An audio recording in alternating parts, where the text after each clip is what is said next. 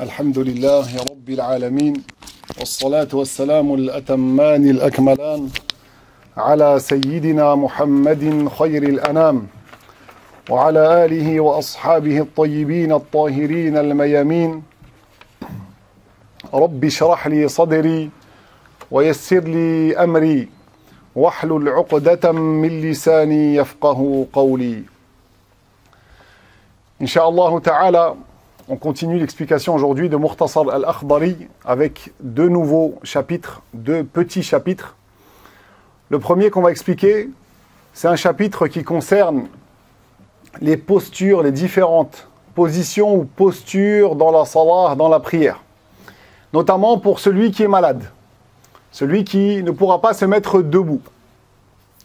Dans ce chapitre-là, que je vais expliquer d'abord avec mes mots avant de lire ce que l'auteur a dit, l'auteur nous explique que pour la prière, on a 7 postures, 7 ahwal, 7 façons de se positionner. Il nous fait savoir, l'auteur, que premièrement, dans la prière, lorsqu'on peut se mettre debout, on se doit de se mettre debout. La prière obligatoire, si on peut la faire en étant debout, c'est une obligation et non pas un choix de la faire en étant debout. Mais l'auteur, en fait, il nous explique dans ce chapitre qu'est-ce qui va se passer pour celui qui ne peut pas se mettre debout ou qui a besoin d'aide lorsqu'il se met debout. C'est justement pour ça qu'il a détaillé ce chapitre-là ici, parce qu'il y a des gens qui sont concernés par ça. Donc l'auteur, il nous fait savoir quoi dans ce chapitre? Il nous fait savoir que il y a 4 postures pour lesquelles respecter l'ordre sera obligatoire. Et il y a 3 postures dans la salah, selon la situation de la personne, pour lesquelles respecter l'ordre sera simplement apprécié et non pas obligatoire. 4 plus 3, ça fait justement 7 postures. L'auteur nous dit Faslun li salati al-mafroudati sab'atu ahwalin murattabatin tuadda alayha. Chapitre, pour la prière, il y a 7 postures ordonnées les unes par rapport aux autres. Arba'atun minha ala al-wujub wa thalathatun ala al-istihbab. Il y en a 4 parmi ces 7 pour lesquels il faudra respecter obligatoirement l'ordre et 3 pour lesquels cela sera apprécié. C'est-à-dire que pour les 3 autres, c'est simplement apprécié de respecter l'ordre. Et là, il va nous citer c'est quoi donc ces 7 postures. L'auteur d'abord, il nous parle des 4 pour lesquels respecter l'ordre est une obligation.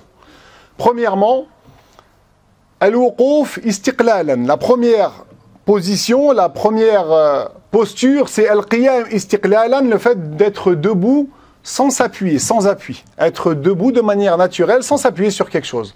Ensuite, c'est al-qiyam bistinad. La deuxième, c'est le fait d'être debout en s'appuyant sur quelque chose. Istinadan, donc en s'appuyant sur quelque chose. Ensuite, si on ne peut pas faire ça, la troisième posture, ça sera quoi? Le fait de prier assis, sans s'appuyer sur quelque chose, sans appui. Donc, al-julus istiqlalan, s'asseoir sans appui. Ensuite, la 4e posture, si on ne peut pas s'asseoir sans appui, ça va être le fait de s'asseoir, mais cette fois avec un appui. On appelle ça al-julus istinadan, le fait de s'asseoir avec un appui. Donc, concrètement, lorsque tu fais ta prière, obligatoire, tu te dois de la faire debout si tu en as la capacité. Debout, sans t'appuyer sur quelque chose. S'il s'avère que tu ne peux pas tenir debout sans appui, qu'est-ce que tu vas faire? Tu vas te tenir debout avec un appui, comme un bâton par exemple, ou une table à côté de toi, etc. Ça peut être aussi une personne. Tu t'appuies soit sur une chose, soit sur quelqu'un. Mais faites attention ici, ça sera déconseillé de s'appuyer sur une personne qui a les menstrues ou une personne qui est en état d'impureté immatérielle majeure, qui est junub. Ça sera déconseillé, mais ça restera valable. Donc, si je peux me mettre debout, sans m'appuyer sur quelque chose, je dois le faire et je dois faire ma prière obligatoire comme cela, sinon ma prière est invalide. Si je ne peux pas me mettre debout, sans avoir quelque chose sur quoi m'appuyer pour m'aider, alors dans ce cas-là, je vais me mettre debout et je vais m'appuyer sur quelque chose. Si je ne peux pas me mettre debout, même en m'appuyant avec quelque chose, dans ce cas-là, comment je vais faire la prière? Je vais m'asseoir. Je vais faire la prière en m'asseyant, mais sans m'appuyer avec quelque chose. Si je ne peux pas m'asseoir sans appui, dans ce cas-là, je passe à la quatrième étape. C'est je vais m'asseoir en m'appuyant sur quelque chose. Voilà les 4 postures à respecter, l'ordre des 4 postures à respecter de manière obligatoire. Je ne peux pas passer directement à la position assise alors que je peux me mettre debout. Si je ne respecte pas l'ordre ici, la prière sera invalide. Donc ça, c'est les quatre postures pour lesquelles il faut respecter l'ordre de manière obligatoire. Ensuite, l'auteur il nous parle des 3 autres postures qui viennent après et pour lesquelles l'ordre sera simplement apprécié. Donc, si je ne peux pas me mettre debout, je vais prier assis. D'abord debout sans appui, après debout avec appui, ensuite assis sans appui, assis avec appui. Si je ne peux pas faire ça, même assis, je ne peux pas. Qu'est-ce que je fais? Dans ce cas-là, je vais prier muttaji'an, allongé. Et cette position allongée, il y a des préférences lorsque je vais la faire, mais ce ne sera pas obligatoire. Il y a 3 façons de se positionner lorsque je vais prier de manière allongée. Ça sera apprécié de respecter un ordre pour ces 3 positions, mais ce ne sera pas obligatoire. C'est quoi ces 3 positions? C'est d'abord le fait de prier allongé sur le côté droit. Donc je ne peux pas prier debout, je ne peux pas prier assis, je m'allonge. Je m'allonge sur quel côté? C'est prioritaire de s'allonger sur le côté droit. Si je ne peux pas sur le côté droit, alors sur le côté gauche. Si je ne peux pas sur le côté gauche, alors sur le dos.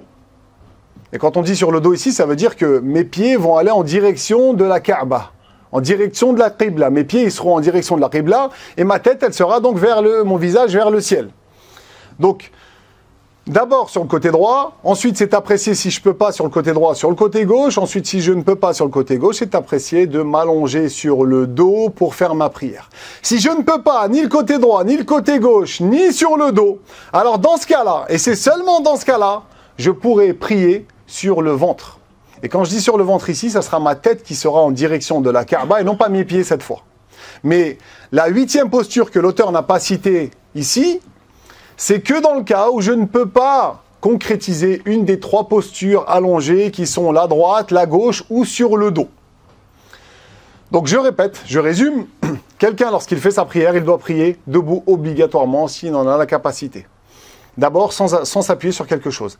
S'il ne peut pas, il a besoin de s'appuyer, comme sur un bâton, il va s'appuyer sur quelque chose. S'il ne peut pas, alors il va prier assis sans s'appuyer sur quelque chose. Istiqlalan. S'il ne peut pas se maintenir assis sans l'aide d'un bâton, sans s'appuyer sur quelque chose, un bâton ou autre, dans ce cas-là, il va prier assis en s'appuyant sur quelque chose. S'il ne peut pas, alors dans ce cas-là, il va prier allongé. Quand il prie allongé, c'est au choix. Il peut prier sur le côté droit, sur le côté gauche ou sur le dos. Mais le mieux, c'est d'abord le côté droit. S'il ne peut pas, le côté gauche, il ne peut pas, alors sur le dos. S'il ne peut concrétiser aucune de ces positions allongées, droit, gauche ou sur le dos, seulement dans ce cas-là, il va prier sur le ventre. Ici, on parle de la position debout, position assise ou allongée, mais qu'en est-il du ruku' et du sujoud? Qu'en est-il de l'inclination et de la prosternation? Ici, il ne faut pas mal comprendre la parole des fuqaha, des savants. Quand on nous parle ici de position debout, position assise pour celui qui ne peut pas se mettre debout, on ne parle pas ici forcément de l'inclination ou de la prosternation, parce qu'on trouve des gens qui ne peuvent pas certes se mettre debout, mais ils peuvent faire l'inclination. Ils ne peuvent pas se mettre debout, mais ils peuvent faire la prosternation.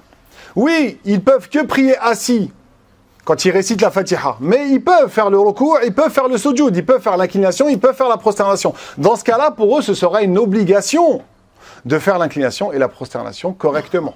Il y a une règle dans la prière, c'est que tout ce qu'on peut faire, on doit le faire comme on doit le faire. Si quelqu'un il ne peut pas prier debout. Par exemple, il a une douleur au dos, ça lui fait très mal, il ne supporte pas de rester debout. Lui, il faut qu'il reste assis pendant sa prière. Mais il peut faire l'inclination et la prosternation. C'est juste le fait de rester trop debout qui lui fait mal. Lui, il va rentrer dans sa prière en disant Allahu Akbar, en étant debout, s'il peut rester debout juste le temps de dire Allahu Akbar. Après, il va s'asseoir s'il ne peut pas rester debout. Ensuite, qu'est-ce qu'il va faire? Lorsque viendra le moment de faire l'inclination, il va se lever, il va faire son inclination en étant debout s'il en est capable. Et donc, celui qui peut faire l'inclination et la prosternation, il se doit de les faire. Il ne faut pas ici prendre un raccourci et se dire, moi, comme je peux me permettre de rester assis dans ma prière parce que j'ai des problèmes de dos, je ne peux pas rester beaucoup debout. Alors dans ce cas-là, même l'inclination et la prosternation, je vais pas les faire.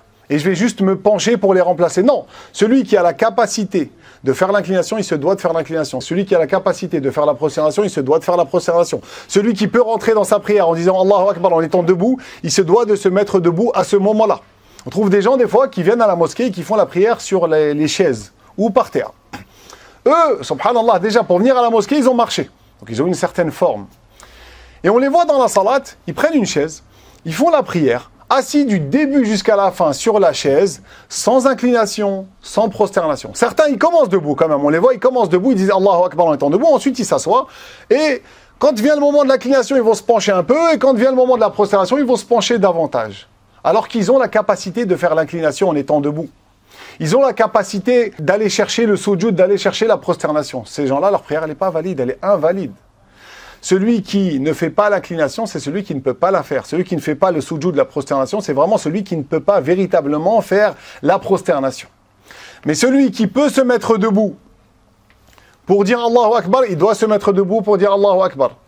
Celui qui peut se mettre debout pour faire l'inclination, il doit se remettre debout pour faire l'inclination. Et celui qui peut faire la prosternation, il se doit de faire la prosternation. Après, si vraiment on est dans une situation où la personne ne peut pas s'incliner, ne peut pas se prosterner, ici on regarde, est-ce qu'elle peut se tenir debout, cette personne, ou pas? Si elle peut se tenir debout, dans ce cas-là, elle devra se mettre debout déjà pour rentrer dans sa prière et pour rester la Fatiha. Et si après, au moment de l'inclination, elle ne peut pas faire l'inclination, elle a un problème de dos, elle ne peut pas s'incliner, dans ce cas-là, tout mais où elle va se pencher.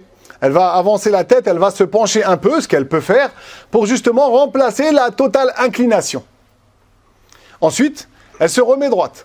Après, pour la prosternation, si elle ne peut pas faire la prosternation, qu'est-ce qu'elle va faire? Elle va s'asseoir et à partir de la position assise, elle va se pencher pour justement remplacer ce qu'on appelle le sujoud, la prosternation.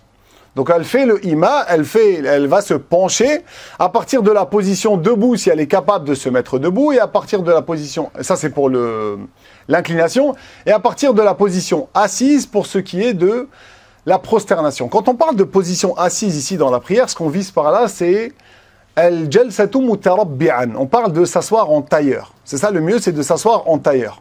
Quand quelqu'un ne peut pas se tenir debout et que finalement il va faire sa prière assis, comment il s'assoit? Il s'assoit en tailleur. Par contre, lorsqu'il va aller faire sa prosternation et après il va s'asseoir entre les deux prosternations ou pendant le tashahhud, il va s'asseoir avec jalsat at-tawarruk, c'est-à-dire la position qui est requise, qui est recommandée dans la prière, qu'on avait expliqué dans les cours précédents. Mais même s'il s'assoit mutarabbi'an, ça restera valide, ça restera valable. Donc, voilà ce que l'auteur ici nous explique dans ce chapitre-là. Il nous parle donc des positions assises et il nous cite justement les 7 positions que je viens d'expliquer. Donc, l'auteur, il nous dit quoi? La première position obligatoire dans la prière pour celui qui en a la capacité, c'est quoi? C'est le fait d'être debout sans appui.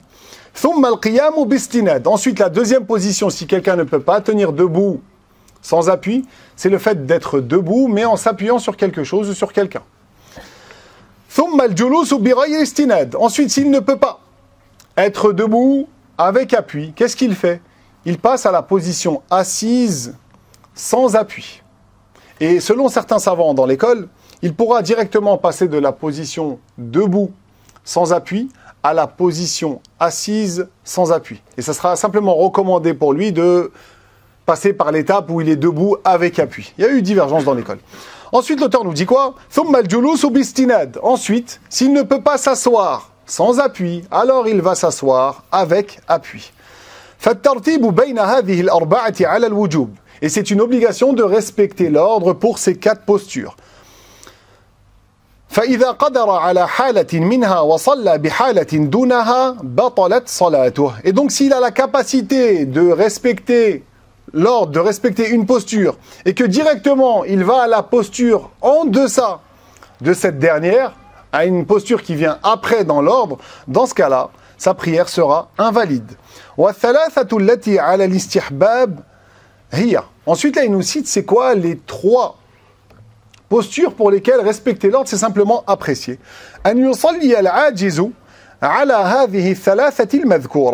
C'est que celui qui est incapable de prier avec une des 4 qu'on a citées précédemment, fasse la prière sur une de ces postures-là qu'il va citer.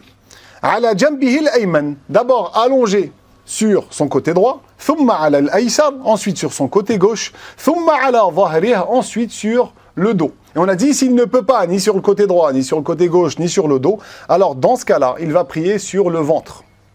Lorsque la personne prie sur le côté droit ou sur le côté gauche, et qu'elle ne peut pas faire donc l'inclination, la prosternation, elle va faire l'ima, elle va pencher sa tête pour remplacer l'inclination et la prosternation, en direction de la qibla quand elle est sur le côté gauche ou sur le côté droit. Par contre, si la personne, elle prie sur le dos, lorsqu'elle va pencher sa tête, ça ne sera pas en direction de la qibla, mais ça sera justement vers le ciel. Et si la personne, elle ne peut même pas pencher sa tête, son visage, dans ce cas-là, elle va faire ce qu'elle peut, par exemple avec ses yeux. Et si elle ne peut même pas avec ses yeux, elle ne peut pas du tout bouger, alors dans son cœur, pour justement mettre l'intention de faire l'inclination et la prosternation.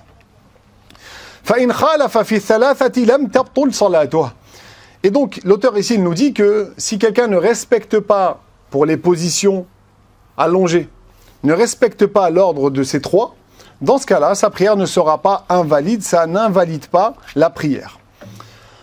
Ensuite, l'auteur nous dit وَالِسْتِنَادُ الَّذِي تَبْطُلُ بِهِ صَلَاةُ الْقَادِرِ عَلَى تَرْكِهِ فَهُوَ أو هو directement هو الذي يسقط بسقوطه.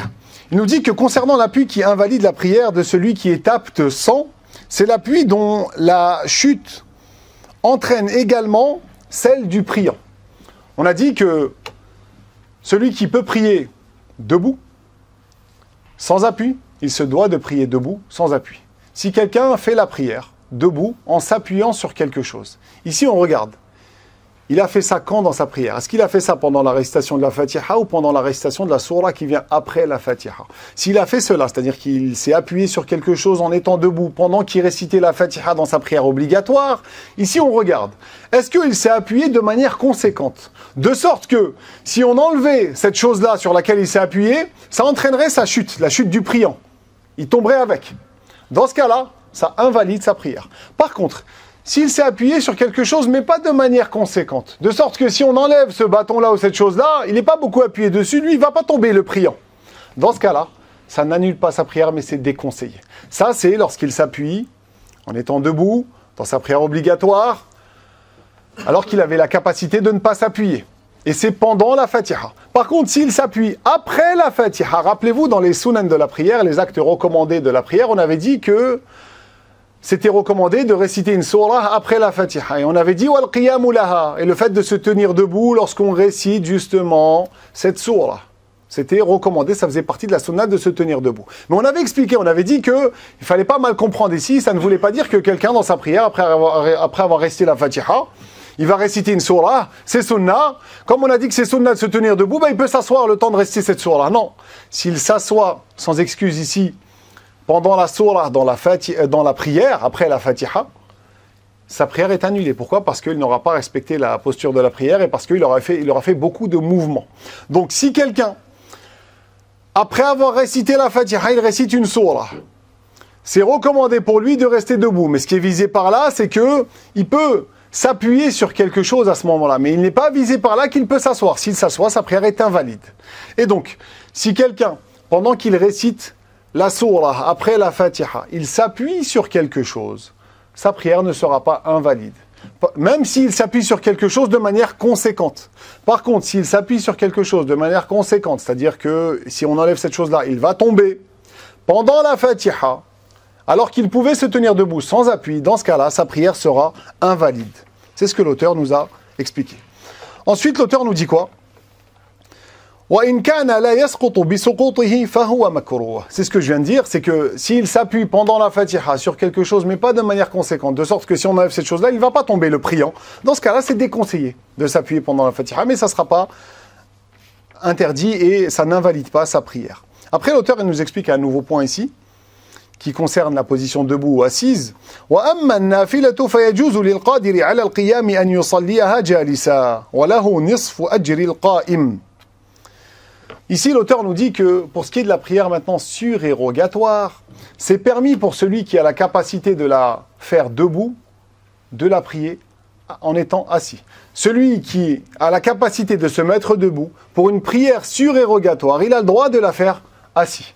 Même s'il pouvait se mettre debout, il peut la faire assis. Pourquoi? Parce que ce n'est pas une prière obligatoire, c'est simplement une prière recommandée, surérogatoire. Cependant, s'il a la capacité de se mettre debout, il n'aura que la moitié des récompenses, comme c'est rapporté dans le hadith du prophète sallallahu alayhi wa sallam. S'il n'a pas la capacité, il veut faire une prière recommandée, une prière surrogatoire, et lui, véritablement, il ne peut pas se mettre debout, il peut faire la prière que assis. Dans ce cas-là, il aura la totalité des récompenses. Par contre, si quelqu'un il veut faire une prière recommandée, il peut se mettre debout, mais il est fatigué, il n'a pas envie, ou il ne veut pas fournir trop d'efforts, il fait preuve de paresse. Et finalement, il se dit, moi, je vais la faire en étant assis, cette prière-là, parce que c'est une prière recommandée, il a le droit. Même s'il avait la capacité de se mettre debout, il a le droit, mais il n'aura que la moitié des récompenses. ويجوز أن يدخلها جالسا ويقوم بعد ذلك أو يدخلها قائما ويجلس بعد ذلك إلا أن يدخلها بنية القيام فيها فيمتنع جلوسه بعد ذلك. Ensuite, l'auteur nous dit quoi? Il nous dit que c'est aussi permis pour une prière surérogatoire de la commencer en étant debout et finalement, pendant la prière, tu as envie de t'asseoir, tu as le droit. C'est permis pour une prière recommandée de la commencer debout et de la finir assis. Ou inversement, de la commencer en étant assis et ensuite de se lever dans sa prière, c'est autorisé. D'ailleurs, Aïcha, dans ce que rapporte el-Bukhari, témoigne que le prophète sallallahu alayhi wa sallam ne l'a pas vu faire des prières de nuit en étant assis, si ce n'est lorsqu'il avait pris de l'âge et qu'il prier donc assis et se lever avant d'effectuer le recours, avant de finir sa récitation. Le prophète alayhi salatu wa salam faisait sa prière de nuit en étant assis et avant de finir sa récitation, environ 30-40 versets avant, comme le témoigne Aïcha, il se levait. Il finissait sa récitation, ensuite il faisait le recours à partir de la position debout et ensuite il faisait le sujoud et il finissait sa prière. Et donc le prophète alayhi salatu wa salam, il avait commencé assis et après, il avait fini debout. Il s'était levé durant sa prière. Donc le fait de commencer debout et de finir assis ou l'inverse pour une prière surérogatoire, c'est autorisé, c'est permis. Sauf exception que l'auteur nous cite, si quelqu'un est rentré dans sa prière surérogatoire avec l'intention de faire toute la prière debout. Il est rentré dans sa prière surérogatoire avec l'intention de la faire debout du début jusqu'à la fin. Lui, dans ce cas-là, il ne pourra pas s'asseoir. Parce qu'il avait l'intention depuis le début de la faire debout. Dans ce cas-là, il ne pourra pas s'asseoir dans cette prière-là. Voilà pour ce qui est du chapitre qui concerne donc les positions de la prière. Ensuite, l'auteur nous explique un autre chapitre qui concerne le rattrapage des prières. Pour ce qui est des prières obligatoires, elles sont à la charge de chacun d'entre nous à partir du moment où on devient pubère. Et si l'un d'entre nous loupe une de ces prières, que ce soit avec ou sans excuse, il se doit de rattraper cette prière-là. Parce que le prophète sallallahu alayhi wa sallam, dans le hadith rapporté par Al-Bukhari, il nous dit « Man nama an salatin aw nasiyaha, man nama an salatin aw nasiyaha, falyusalliha idha dhakaraha la kaffarata laha illa dhalik » Ce hadith veut dire « Celui qui a dormi durant le temps d'une prière ou qui l'a oublié, qu'il la fasse, qu'il la rattrape. » Car qu'il la rattrape lorsqu'il s'en souvient. Car il n'y a pas d'expiation pour cette prière si ce n'est le rattrapage, si ce n'est cela. Lorsque quelqu'un a loupé une prière, il se doit de la rattraper, sauf dans des situations bien précises que les fuqaha, que les savants nous ont citées. C'est quoi ces situations?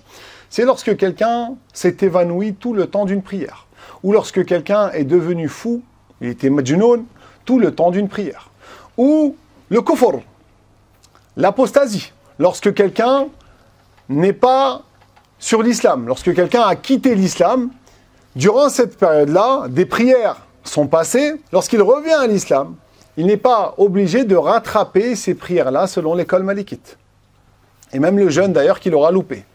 Aussi, lorsque la femme a ses menstrues ou ses lochis. Lorsque sa période de lochi ou de menstru s'achève, elle n'a pas à rattraper ses prières qu'elle n'a pas effectuées durant cette période-là. Par contre, le jeûne, elle devra le rattraper. Également, faqidut tahurain. Et je crois qu'on en avait parlé dans les cours précédents, celui qui n'a pas les deux sources de purification. Quelqu'un, il est en prison, il est attaché, il n'a pas de quoi faire le wudu avec de l'eau, et il n'a pas de quoi faire le tayammum. Il n'a pas de pierre, il n'a pas de terre, etc. Il est bloqué. Lui, il ne peut pas faire sa purification. Il ne peut pas se purifier pour faire sa salah. Lui, la prière, tasqut anhu, ne sera plus obligatoire pour lui. Il n'aura pas commis de péché ici parce qu'il ne pourra pas faire sa prière, il n'aura pas à la rattraper. Et donc, autre que ces situations-là, la personne se doit de rattraper sa prière. Si quelqu'un n'a pas fait sa prière parce qu'il avait un manque de foi, voilà, il était grand pécheur, il n'était pas motivé, il ne faisait pas ses prières pendant une période de sa vie. Ou quelqu'un, il a dormi, ou quelqu'un, il était fatigué, il avait une paresse, ou quelqu'un, il était influencé par ses amis, ou je ne sais pas, ou quelqu'un, il était ignorant tout simplement. Il se devra de rattraper ses prières obligatoires et il n'a pas le droit ici de faire preuve de négligence dans le rattrapage de ses prières. L'auteur ici, il va nous expliquer que c'est interdit de faire preuve de négligence et il nous dit que pour justement ne pas rentrer dans cette négligence, au minimum, il faut rattraper 5 jours par jour. Au minimum, pour ne pas rentrer dans la négligence, tu rattrapes 5 jours parmi les jours que tu as manqués, en plus de la journée que tu fais actuellement. Ça, c'est le minimum. Mais l'avis prépondérant, l'avis mashhour et répandu dans l'école, l'avis en vigueur, c'est qu'en réalité, ça ne suffit pas 5 jours. Tous les moments dans lesquels tu ne travailles pas, dans lesquels tu ne dors pas, dans lesquels tu ne fais pas ce qui est nécessaire dans ta vie, ce qui est vraiment important et nécessaire dans ta vie, tu te dois de passer ces moments-là dans le rattrapage des prières obligatoires. Tous les moments qui ne sont pas indispensables, tu te dois, durant ces moments-là, de rattraper tes prières obligatoires. Donc tu n'as pas à aller regarder des films si tu as des prières obligatoires à rattraper, ou aller discuter avec tes amis, aller perdre du temps, aller sortir au restaurant, ou aller faire des balades. Non, tu te dois de rattraper tes prières obligatoires à chaque instant de ta journée, autre bien sûr les moments vraiment de base et nécessaires, comme celui qui se repose un minimum pour que son corps il se maintienne en bonne santé, celui qui mange, celui qui travaille pour amener sa subsistance obligatoire, etc. Autre que ces moments indispensables, tu te dois de passer ton temps à rattraper tes prières obligatoires jusqu'à ce que tu les rattrapes toutes, jusqu'à ce que tu combles le chiffre total. Donc l'auteur il nous dit quoi? Faslun yajibu qada'u ma fi dhimmati Mina salawat. C'est une obligation. Chapitre, c'est une obligation de rattraper les prières dont on est redevable, les prières qui sont à notre charge. Wala yahillu tafritu fiha. Et ce n'est pas autorisé de faire preuve de négligence ici. Si quelqu'un est négligé et ne rattrape pas ses prières obligatoires, il commet un péché aussi pour la négligence. En plus des péchés qu'il a commis, des grands péchés graves qu'il a commis pour le fait d'avoir manqué ses prières obligatoires. Et ne prêtez pas attention à certains qui vous disent non, fais les prières recommandées surérogatoires et ça va justement remplacer et effacer la dette que tu as pour les prières obligatoires. Ça, c'est complètement faux. Et les savants sont clairs à ce sujet-là.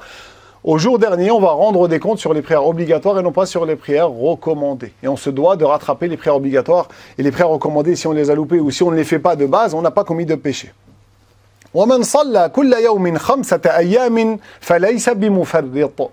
Et celui qui prie tous les jours, qui rattrape au minimum 5 jours par jour, celui-là ne sera pas compté comme négligent. Mais comme je vous ai dit, l'avis mashhour dans l'école, l'avis prépondérant et l'avis répandu, c'est que non, 5 jours ça ne suffit pas, s'il peut faire plus, il doit faire plus. وَيَقْضِيهَا عَلَى نَحْوِ مَا فَاتَتْهُ إِنْ كَانَتْ حَضَرِيَّةً قَضَاهَا حَضَرِيَّةً وَإِنْ كَانَتْ سَفَرِيَّةً قَضَاهَا سَفَرِيَّةً سَوَاءٌ كَانَ حِينَ الْقَضَاءِ فِي حَضَرٍ أَوْ سَفَرٍ. Ensuite, l'auteur ici nous dit que lorsqu'on rattrape ces prières obligatoires, on les rattrape comme on les a manquées. Si on était résident, on va les rattraper comme quelqu'un qui est résident. Si on était voyageur, on va les rattraper comme lorsqu'on était en voyage. Donc si quelqu'un actuellement, il est résident, et il était parti 2 jours en voyage, et par paresse, par faiblesse, par manque de foi, il n'a pas prié durant son voyage pendant les 2 jours. Celui-là, actuellement, il doit rattraper ces 2 jours de prière qu'il a manqué durant son voyage. Mais actuellement, il est résident. Est-ce qu'il la rattrape en étant résident, c'est-à-dire comme la prière du résident sans raccourcir les prières, ou est-ce qu'il les rattrape en les raccourcissant? Parce que c'était des prières à la base du voyageur. Il était voyageur quand il les a loupées. Il va les rattraper comme il les a loupées. Donc ici, dans l'exemple, il va les rattraper comme s'il était voyageur. C'est-à-dire que la prière de 4 raka'a, il va faire une prière de 2 raka'a. Il va les raccourcir. Donc, on rattrape les prières manquées comme on les a manquées.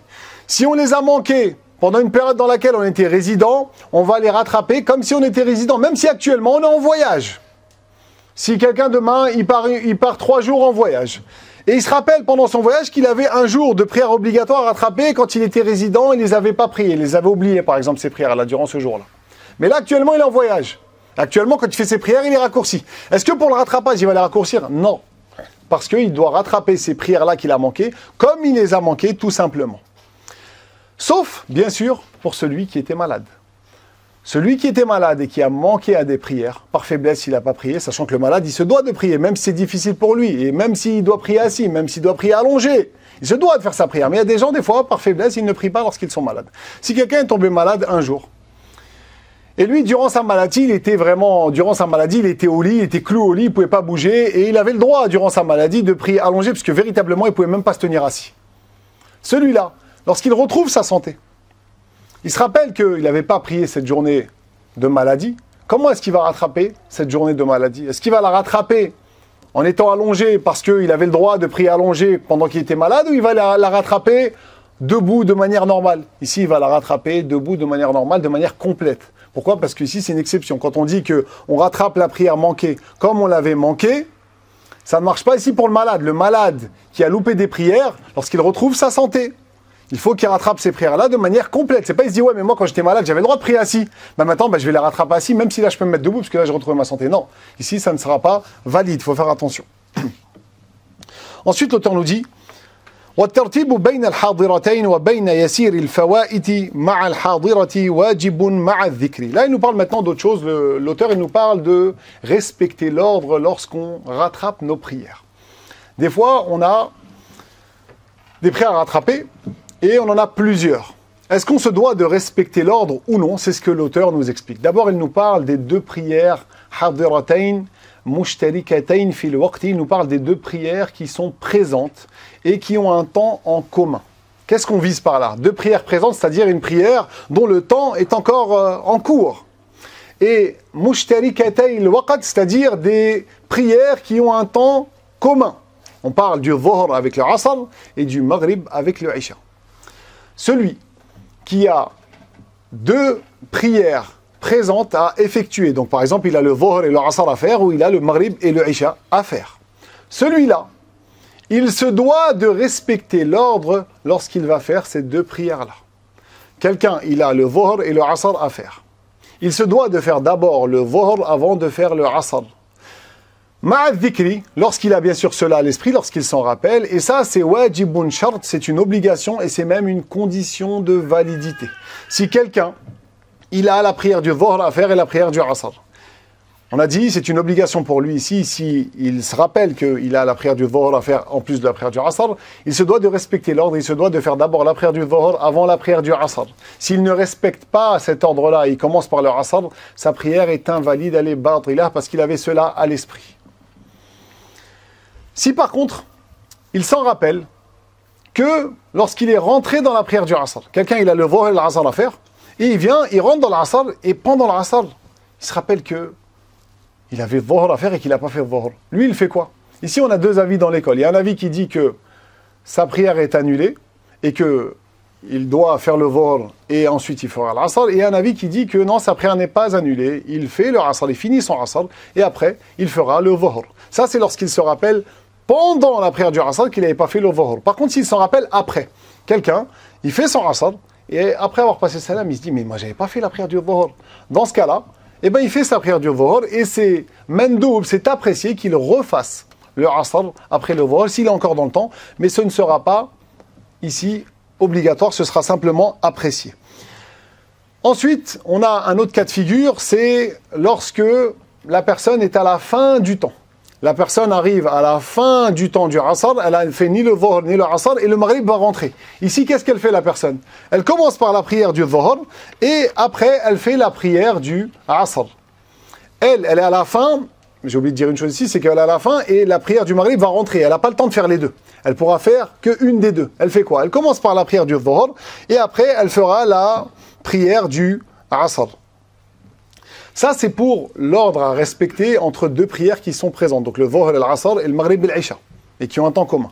Ensuite, qu'est-ce qu'il en est pour la prière présente et peu de prières manquées? Des fois, on est dans une situation où on a des prières à rattraper et on a aussi la prière en cours qui est présente.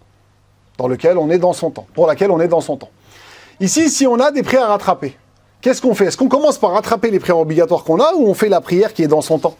Ici, il faut regarder, est-ce que c'est beaucoup de prières à rattraper ou peu de prières à rattraper? Si c'est peu de prières à rattraper, c'est-à-dire 4 ou moins, et selon un autre avis dans l'école qui est aussi répandu, 5 ou moins, dans ce cas-là, on se doit de rattraper le peu de prière avant de faire la prière présente. Et ce, même si, en rattrapant le peu de prière, la prière présente va sortir de son temps.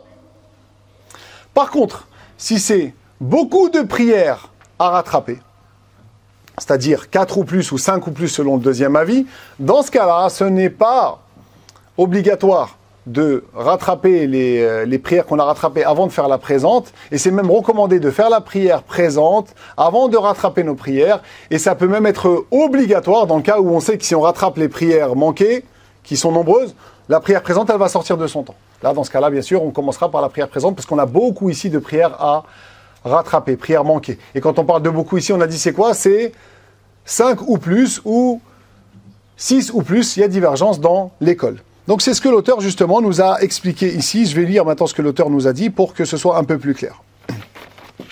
Donc, l'auteur nous dit quoi? Donc, le fait de respecter l'ordre entre les deux prières présentes, comme le Dhuhr al-Asr et le Maghrib al-Isha, ça va être une obligation. Quand on dit une obligation ici, c'est-à-dire lorsqu'on a cela à l'esprit, lorsqu'on s'en rappelle, et c'est même une condition de validité. Si on ne respecte pas cela, la prière sera batila. Si tu rentres dans le jama, tu rentres dans la mosquée, ils sont en train de faire la prière du Asr. Et toi, tu arrives, tu n'as pas fait le Dhuhr. Tu ne les suis pas ici dans l'Asr alors que tu n'as pas fait le Dhuhr. Tu rattrapes ton Dhuhr et après tu fais l'Asr. Sinon, ta prière ne sera pas valide. Ta prière du Asr, elle ne sera pas valide. Donc, le fait de respecter l'ordre entre les deux prières présentes, c'est une obligation et c'est une condition de validité, comme je l'ai dit. Ensuite, et le fait de respecter l'ordre entre la prière présente et peu de prières à rattraper obligatoires, c'est-à-dire 4 ou moins ou 5 ou moins, comme on a dit à deux avis, ça sera obligatoire, mais ce n'est pas une condition de validité. Si j'ai une prière que je dois faire actuelle, qui est en cours, qui est présente, et peu de prières obligatoires à rattraper, 2, 3 par exemple, je me dois de rattraper mes prières avant de faire la prière présente. Mais si je ne le fais pas, si je ne respecte pas cela, je commets un péché, mais mes prières que j'ai rattrapées, elles sont valides.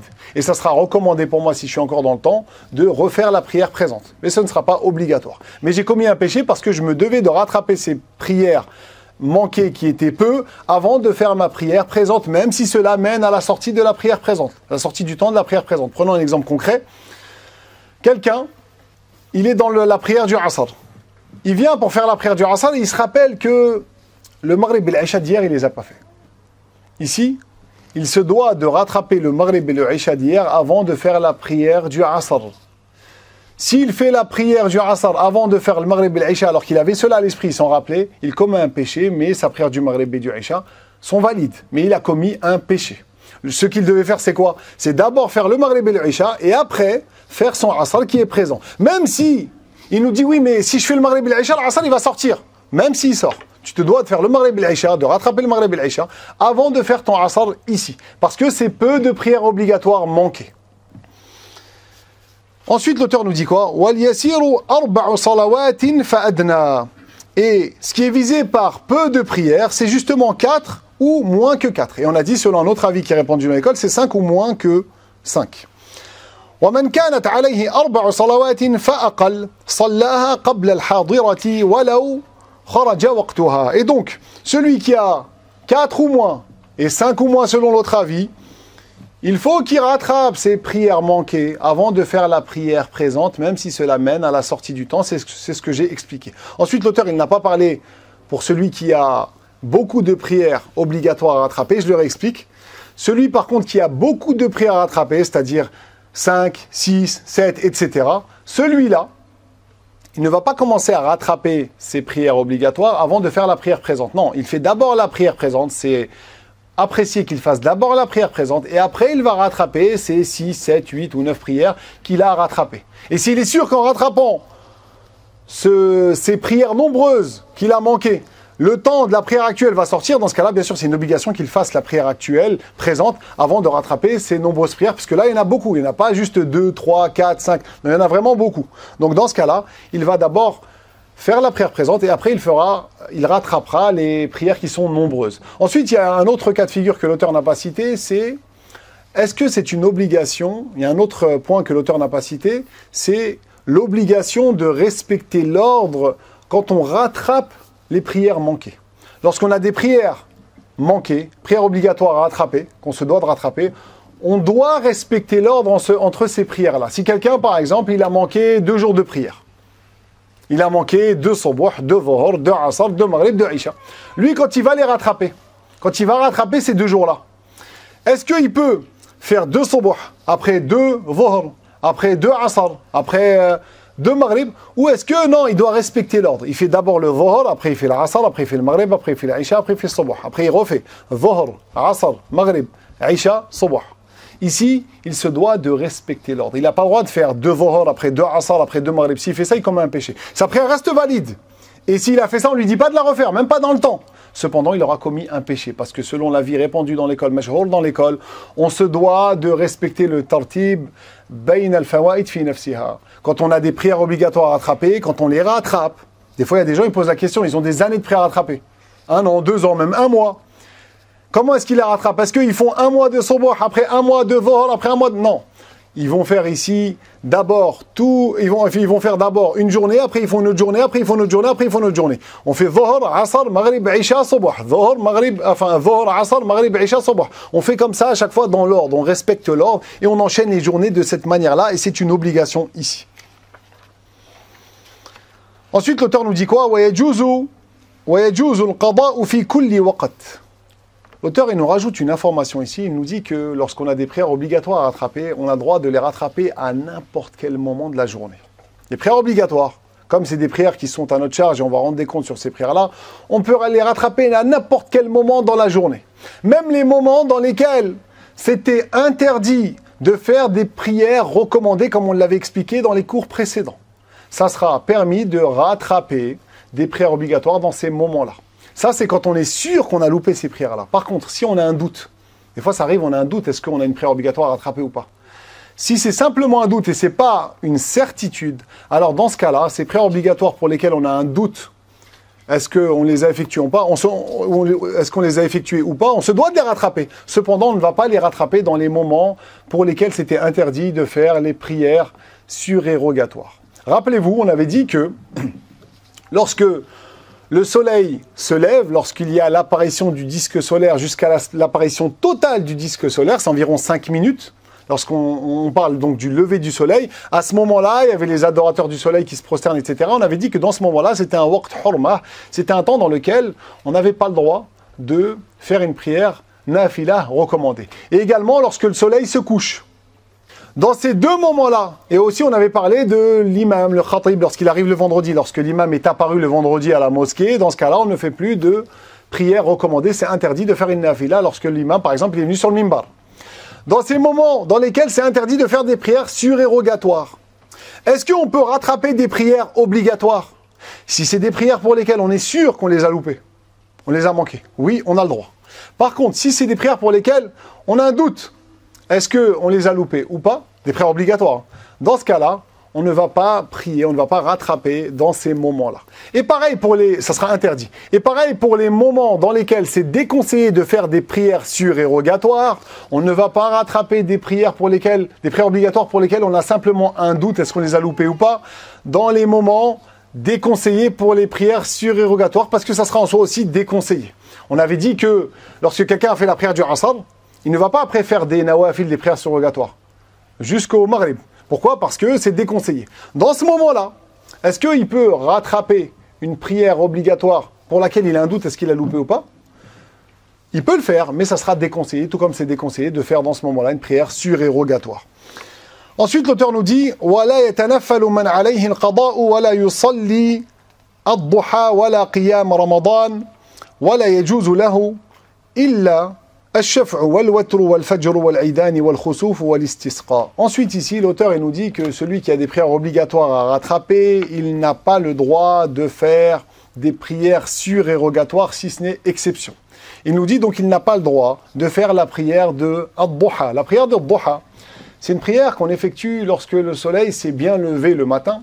Le prophète sallallahu alayhi wa sallam était attaché à cette prière-là et on a fait l'éloge dans de nombreux hadiths. Dans le hadith rapporté par At-Tirmidhi, le prophète sallallahu alayhi wa sallam, il nous dit Man salla al-fajr, thumma qa'ada wa dhakara Allah, thumma qa'ada wa dhakara Allah hatta tatlu'a ash-shams. ثم صلى ركعتين كانت له كأجر حجة وعمرة تامة تامة تامة. Le prophète sallallahu alayhi wa sallam dans ce hadith ici rapporté par At-Tirmidhi, nous dit que celui qui fait la prière du Fajr le matin, la prière du Subh, la prière obligatoire, et après il s'assoit et il évoque Allah subhanahu wa ta'ala jusqu'à ce que le soleil se lève. Et ensuite, il fait 2 rak'ah, c'est-à-dire au minimum 2 rak'ah. On vise ici les rak'ah de Ad-Duha. Il aura comme récompense, une récompense semblable à un hajj, à une umrah. Complet. Ça nous montre l'éminence de cette prière de Ad-Duha. Le prophète sallallahu alayhi wa sallam, il a dit que c'est salat al-awwabin hina tamradu al-fisal. Il a dit que c'est la prière de ceux qui ne cessent de se repentir, de répéter le repentir lorsqu'il fait très chaud, c'est-à-dire lorsque le soleil s'est bien levé. Et le prophète sallallahu alayhi wa sallam, dans une autre parole rapportée par l'imam Muslim, il nous dit yusbihu ala kulli sulama min ahadikum sadaqa. Il nous dit que il convient au matin pour l'os et l'articulation de chacun d'entre vous, pour les articulations et les os de chacun d'entre vous, d'effectuer une aumône, une sadaqa. Et là, le prophète, alayhi salatu wassalam, il donne des exemples d'aumône pour justement faire du bien.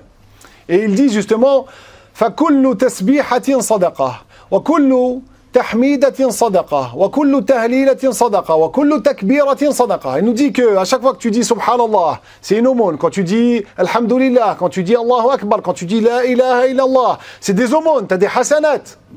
Et après il nous dit quoi? Il dit وَكُلُّ أَمْرٍ بِالْمَعْرُوفِ صَدَقَةٍ. Et à chaque fois وَأَمْرٌ بِالْمَعْرُوفِ صَدَقَةٍ. Et lorsque tu ordonnes le bien, c'est une aumône. Et le fait d'interdire le mal, c'est aussi une aumône. Donc le prophète, alayhi salatu wassalam, il montre ici à ses compagnons comment faire des aumônes. Et après, qu'est-ce qu'il dit? وَيُجْزِئُ مِنْ ذَلِكَ رَكْعَتَانْ يَرْكَعُهُمَا مِنَ الضُّحَى. Et remplace tout cela, c'est-à-dire l'équivalent de toutes ces aumônes pour toutes ces articulations qu'on a dans le corps. Parce que c'est des bienfaits qu'Allah nous accorde, subhanahu wa ta'ala, toutes ces articulations. Remplace tout cela, justement, la prière de Ad-Duha qu'on effectue le matin. La prière de Ad-Duha, on l'effectue lorsque le soleil s'est bien levé. Ça veut dire environ 15-20 minutes après le lever du soleil. Quand le soleil s'est vraiment levé, c'est-à-dire de la taille d'un javelot, si tu mets un javelot devant toi, tu vois le soleil il est au-dessus, environ 15-20 minutes après le lever du soleil. Lorsqu'il s'est bien levé, à partir de ce moment-là, rentre la prière de Ad-Duha, le temps de la prière de Ad-Duha. C'est une prière dans l'école malikite qui est mandouba, qui est appréciée. Selon d'autres savants, c'est même une sunna mu'akkada, une sunna appuyée, une forte recommandation. Au minimum, on l'a fait en faisant 2 rak'ah. On récite la Fatiha, on récite une sourate, on la fait à voix basse. Après la Fatiha, on récite une sourate, on la fait à voix basse. Au minimum, c'est 2 rak'ah. En moyenne, c'est 6 et au maximum, c'est 8. Au-dessus de 8, dans l'école malikite, ce sera déconseillé. Et cette prière donc de Ad-Duha, celui qui l'a fait, Allah le préserve de beaucoup de choses, à un tel point qu'il y a des savants qui ont dit que la prière de Ad-Duha, elle te préserve du mal des djinns. Celui qui fait la prière, qui s'attache à la prière de Ad-Duha, il sera préservé du mal des djinns durant la journée. Elle a énormément de secrets. Et le prophète sallallahu alayhi wa sallam, il nous a incité à faire cette prière de Ad-Duha, mais malgré cette insistance et malgré les mérites de cette prière-là, celui qui a des prières obligatoires à rattraper, il ne lui est pas autorisé de faire la prière de Ad-Duha. Il se concentre d'abord sur le rattrapage de ses prières obligatoires parce qu'elles sont prioritaires et c'est sur ça qu'il va rendre des comptes. Et la prière de Ad-Duha, elle dure jusqu'à un peu avant le Zawal, jusqu'à l'entrée de la prière de Ad-Dhuhr, juste avant la prière de Ad-Dhuhr. Jusqu'à ce temps-là, on peut se permettre de la faire. Ensuite, l'auteur nous dit quoi? Wala qiyam Ramadan. Également, celui qui a des prières obligatoires à rattraper, c'est pas il vient, il fait tarawih à la mosquée pendant Ramadan. Non, si tu as des prières obligatoires à rattraper, tu te dois de rattraper tes prières obligatoires. Et c'est interdit pour toi de faire les prières de tarawih. Tu commets un péché parce que tu retardes tes prières obligatoires. D'abord, tu rattrapes tes prières obligatoires et après, tu fais la prière de tarawih. Et si tu as des prières obligatoires, tu ne peux pas venir derrière l'imam et toi mettre l'intention de rattraper par exemple les prières de Subh, de rak'at, et tu pries derrière l'imam qui lui fait tarawih, une prière recommandée. Parce que dans l'école malikite, tu ne peux pas prier une prière obligatoire derrière un imam qui fait une prière recommandée. L'inverse, tu peux. Si l'imam il fait une prière obligatoire et toi tu mets l'intention de faire une prière recommandée, ça sera valide. Mais pas l'inverse. Tu ne peux pas faire une prière obligatoire derrière un imam qui fait une prière recommandée parce que la prière obligatoire elle est plus haute en termes de degrés. ولا يجوز له إلا الشفع والوتر والفجر والعيدان والكسوف والاستسقاء. Maintenant, il nous cite des exceptions pour lesquelles. Maintenant, l'auteur nous cite des exceptions qu'on pourra effectuer, des prières qu'on pourra effectuer qui ne sont pas obligatoires, malgré le fait qu'on a des prières obligatoires à rattraper. Il nous dit, par contre, c'est autorisé de faire al-shaf' ou al-watr. Al-shaf' ou al-watr, c'est d'abord le shafa', c'est 2 rak'ah qu'on fait avant justement al-watr, qui est elle de 1 unité. C'est 2 rak'ah qu'on va faire à voix haute le soir et qu'on va effectuer avant la prière de Al-Watr. C'est recommandé dans la première raka'a de Al-Shafa' de réciter Surat Al-A'la et dans la deuxième raka'a de Al-Shafa' de réciter Surat Al-Kafirun. C'est pas obligatoire, mais c'est recommandé. Et on les fait à voix haute, ces prières-là. Ces 2 raka'a, ces 2 unités de prière-là, on va les faire à voix haute. Ensuite, on va passer le salam et on fera aussi Al-Watr. Al-Watr, c'est 1 unité de prière, c'est pas 2, c'est 1, qui est fortement recommandée. C'est une sunnah mu'akkada qu'on va effectuer en récitant la Fatiha à voix haute ainsi que Al-Mu'awwidhat, les 3 dernières sourates du Coran après la Fatiha. Le temps de Al-Watr, on peut dire Al-Witr ou Al-Watr les deux, entre lorsque on a fait la prière du Isha. Entre lorsqu'on a fait la prière du Isha dans le temps du Isha. Pourquoi je dis dans le temps du Isha? Parce que c'est possible que quelqu'un soit voyageur et qu'il avance la prière du Isha dans le temps du Maghrib. Lui, il ne pourra pas faire le witr directement. Il doit attendre l'entrée de la prière du Isha pour faire son witr. Donc le temps mukhtar, le temps du choix ou préférentiel ou optionnel pour la prière du witr, c'est après avoir fait l'Isha dans le temps du Isha. Et il dure jusqu'à l'aube. Jusqu'à l'apparition de l'aube. Après vient le temps daruri, le temps impérieux de la prière de l'witr. Il ne convient pas de retarder la prière du witr, c'est déconseillé dans le temps impérieux sans excuse. Et donc c'est bien d'effectuer le shafa' et le witr, et c'est autorisé même si on a des prières obligatoires à rattraper. Il y a aussi la prière du fajr, mais ce qui vise par là l'auteur ici, c'est al-ribat al-fajr. C'est pas le fajr de la prière obligatoire du matin qu'on appelle subuh aussi. Le matin, on a 2 rak'ahs qu'on appelle subuh ou fajr, c'est les 2 rak'ahs qui sont obligatoires. Avant cette prière obligatoire qu'on appelle fajr ou subuh, on a ce qu'on appelle al-ribat al-fajr. C'est 2 unités de prière, 2 rak'ahs qu'on fait qui sont recommandées, qui ne sont pas obligatoires. C'est autorisé de faire ces 2 unités-là, même si on a des prières obligatoires à rattraper. Ces 2 unités-là, le matin, on les fait par contre à voix basse, et on les fait sans réciter une sourate après la Fatiha. Et si quelqu'un a oublié de faire ces 2 unités-là, il pourra les rattraper. Si par exemple quelqu'un, il se lève le matin, il fait la prière du subuh en son temps, il avait oublié de faire al-ribat al-fajr. Il pourra rattraper, mais quand il va rattraper ça? Il va rattraper ça quand le soleil se sera bien levé. Il pourra rattraper la prière de al-ribat al-fajr, mais quand le soleil se sera bien levé, comme on l'avait expliqué dans les cours des temps déconseillés des prières. Et si quelqu'un se lève le matin, après la prière de subuh, après le lever du soleil, par exemple, il s'est levé à 10h du matin. Et lui, il n'a pas fait subuh, il dormait. Il dormait durant tout le temps de la prière. Il n'a pas commis de péché. Est-ce qu'il rattrape par la ribat al-fajr ou pas? Oui, il rattrape par la ribat al-fajr, mais après avoir fait subuh. D'abord, il rattrape son subuh. Et après, il rattrape par la ribat al-fajr selon la vie mashhour dans l'école malikite. Aussi, la prière des 2 Eid. C'est autorisé de faire la prière des 2 Eid, même si on a des prières obligatoires à rattraper. La prière aussi de l'éclipse solaire. La prière de l'éclipse solaire, on ne parle pas de l'éclipse lunaire ici, mais bien solaire, le khusuf, ce qui est visé par là ici, c'est solaire, c'est autorisé même pour celui qui a des prières obligatoires à rattraper, et aussi al-istisqa, la demande de pluie. Ensuite, dernière information que l'auteur nous donne ici, وَيَجُوزُ لِمَنْ عَلَيْهِمُ الْقَضَاء أَنْ يُصَلُّوا جَمَاعَةً إِذَا اسْتَوَتْ صَلَاتُهُمْ. Ceux qui ont des prières obligatoires à rattraper, ils ont droit de les rattraper en groupe s'il s'agit de la même prière. Des dhuhr avec des dhuhr, des asr avec des asr, des subuh avec des subuh. Si c'est la même prière, ils peuvent la rattraper en assemblée. Même si ils n'ont pas loupé le même dhuhr, par exemple. Un, il a loupé le dhuhr du lundi, l'autre, il a loupé le dhuhr du mardi. Ils pourront quand même rattraper en assemblée cette prière de dhuhr, même si ce n'était pas le même dhuhr, le même jour. Par contre, si ce n'est pas la même prière, ce n'est pas valide, même si ça a la même forme. C'est pas quelqu'un, il a des asr à rattraper, il prie en assemblée avec quelqu'un qui a des dhuhr à rattraper, ce ne sera pas valide ici, c'est invalide. وَمَنْ نَسِيَ عَدَدًا مَا عَلَيْهِ مِنَ الْقَضَاءِ صَلَّى عَدَدًا لَا يَبْقَى مَعَهُ شَكٍّ. Et celui qui a oublié combien de prières obligatoires il a rattrapé, ça arrive souvent. Qu'est-ce qu'il fait ici? Il va rattraper jusqu'à ce qu'il n'ait plus de doute. Si par exemple il doute, est-ce qu'il a 10 jours à rattraper ou 15? 10 ou 11, qu'est-ce qu'il fait? Il rattrape 11, comme ça il est tranquille, et comme ça justement il n'aura plus de doute. Il va donc rattraper le nombre jusqu'à ce qu'il n'ait plus de doute. Et si quelqu'un, il est sûr d'avoir loupé une prière durant une journée, durant un jour, mais il ne sait plus c'est quelle prière. Est-ce que c'est Subh, est-ce que c'est Dhuhr, l'Asr, le Maghrib, l'Isha, il ne sait plus. Mais il sait qu'il y a un jour dans sa vie, il a loupé une prière. Qu'est-ce qu'il fait? Ici, dans ce cas-là, il doit rattraper les 5. Il va faire les 5 dans ce cas-là, pour être sûr justement de se décharger de cette obligation. Et de cette manière-là, il aura justement, il ne sera pas réprimandé au jour dernier, Inch'Allah ta'ala. On s'arrête là pour le cours d'aujourd'hui. Wa barakallahu fikum wa alaykum. Et Inch'Allah ta'ala, la prochaine fois, on rentre dans le chapitre de Sujud Sahou, c'est-à-dire la prosternation de l'oubli et comment justement réparer nos prières quand il nous arrive de faire des erreurs durant